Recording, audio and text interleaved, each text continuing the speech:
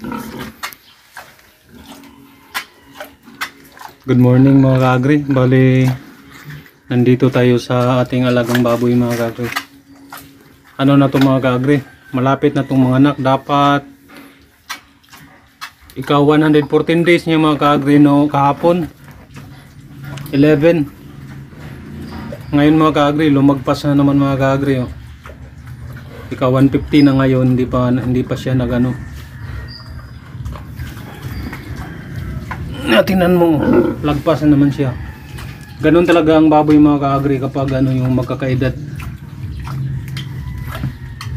Ano na to eh, nung nakaraang 118 days rin ng anak.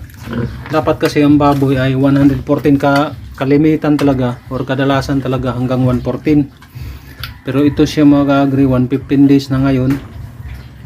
Ito eh, wala pa to eh. Baka 117, 118 naman itong mga kaagri. Ayan, mga gatong mga kaagri. Yan ang estilo niya pag ano siya, yung malapit mga anak. Kaya careful lang talaga. Ayan. Nagpapakain tayo.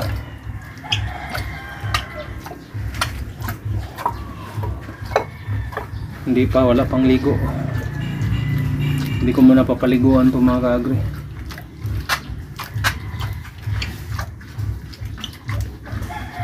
Dalawang beses na akong nakagat nito eh. Pag ganyan niya ba,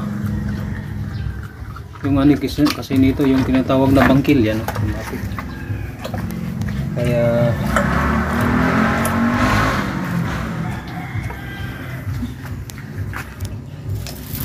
handa na yung paruhin niya.